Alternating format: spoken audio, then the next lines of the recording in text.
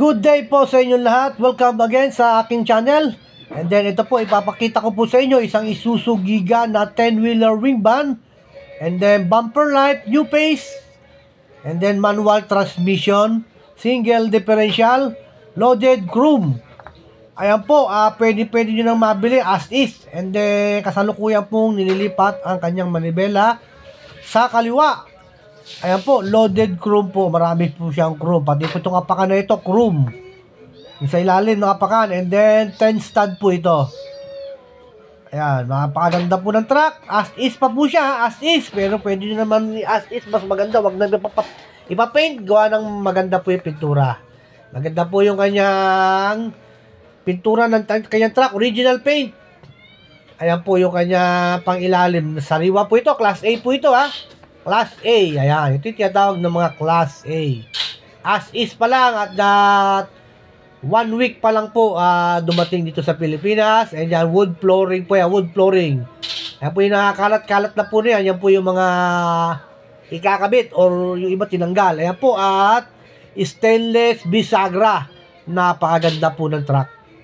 Kita nyo naman, napakasariwa. Sariwang-sariwa po yung truck niya.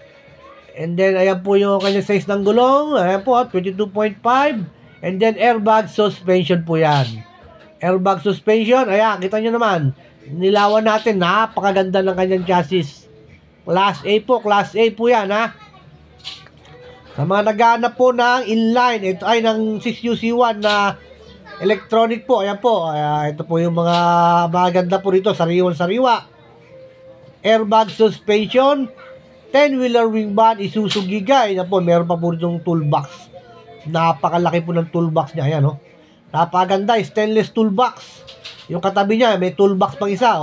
Marami pong lalagyan ng gamit. Ayan, kita niyo naman, oh.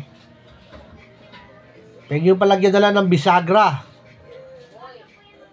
Para malagyan po ng, ng lock.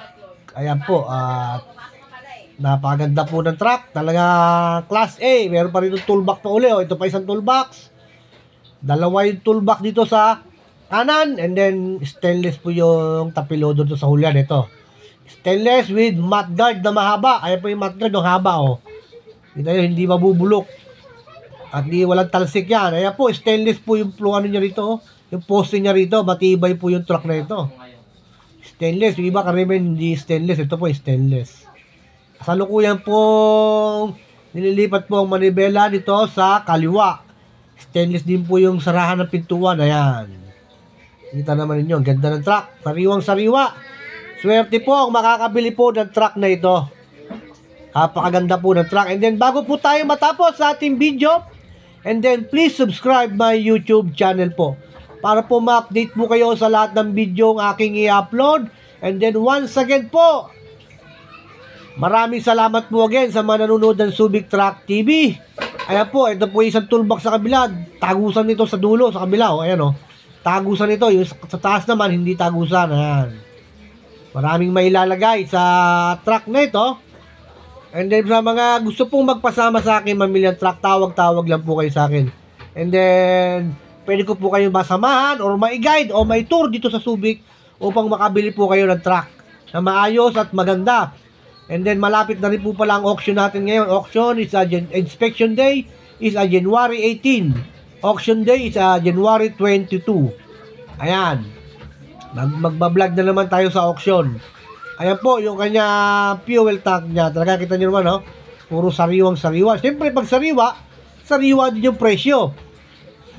300 liters. Yung laman po ng fuel tank na ito. Ayan. Mayroon pa siyang meron pa siyang, ito na kabila naman, 300 liters din.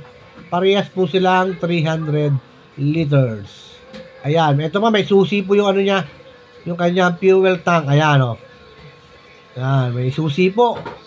And then, with AdBlue, syempre, dahil nga new face, and then new model, with AdBlue.